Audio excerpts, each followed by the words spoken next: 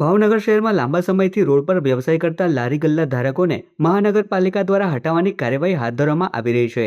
આ મુદ્દે અસરગ્રસ્ત વેપારીઓને ન્યાય મળે અને તેમના પ્રશ્નોનું નિરાકરણ આવે તેવી માંગ સાથે કોંગ્રેસ સમિતિ દ્વારા રૂપમ સર્કલ ખાતેથી ભવ્ય રેલીનું આયોજન કરવામાં આવ્યું હતું।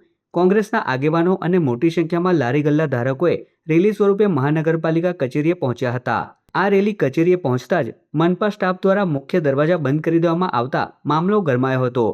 વિરોધ કરી રહેલા લોકો દ્વારા હલ્લાબોલ કરવામાં આવ્યો હતો તેમજ દરવાજા પાસે ધક્કા મૂકીના દ્રશ્યો પણ સર્જાયા હતા। પરિસ્થિતિ વચ્ચે કોંગ્રેસના આગેવાનો આખરે મનપાની કચેરીમાં પ્રવેશી ડેપ્યુટી કમિશનરને આવેદનપત્ર સુપરત કર્યું હતું। જો કે રજૂઆત બાદ પણ સંતોષકારક જવાબ ન મળ્યાનો આક્ષેપ કરતા કોંગ્રેસના આગેવાનો અને લારી ગલ્લા ધારકો મ્યુનિસિપલ કમિશનરની રાહ જોતા લગભગ 2 કલાક સુધી કચેરી ખાતે બેઠા રહ્યા હતા અને રામધૂન પણ બોલાવી હતી।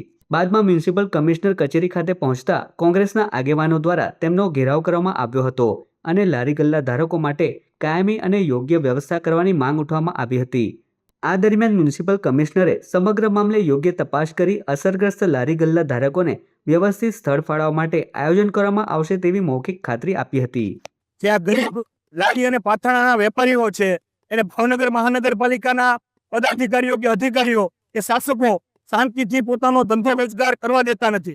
આ કેરીની સિઝનમાં કેરીની લારીવાળા હોય કે નાના નાના પાથરણાવાળા હોય એની સાથે કાયદેસર રીતે આતંકવાદીઓ એવું વર્તન કરવામાં આવે છે। કોર્પોરેશનના અધિકારીઓ અને એના પદાધિકારીઓ એમની લારી તોડી નાખે છે, એમના જે વજન કાંટા હોય એ તોડી નાખે છે, એમના બાળકોને સાથે લેવાની ઘોડીઓમાં ઉપાડી જાય છે। એટલે કેટલું પૂરું વર્તન નાગરિક સાથે કરવામાં આવે છે એનું ઉત્તમ ઉદાહરણ એટલે ભાવનગર મહાનગરપાલિકાના શાસકો।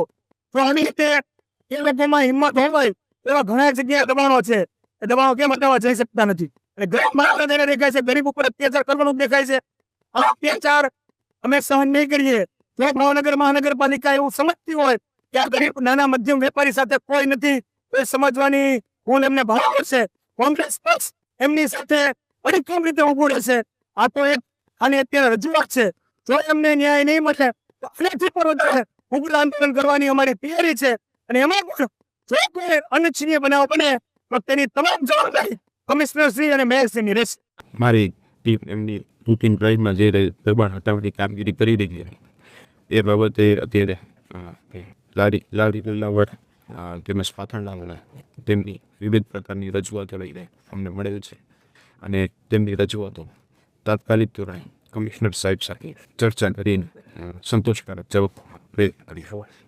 ધંધો કરવા દેવામાં નથી આવતો તેવી કોઈ પેલી નથી બીએમસીની, પરંતુ જ્યારે નિયમ અનુસાર ડ્રાઈવ થતી હોય ત્યારે સમાન ધોરણે તે ડ્રાઈવ થતી હોય છે, પરંતુ તેમની રજૂઆત ચોક્કસપણે અમે કમિશનર સાહેબ સુધી પહોંચાડીશું।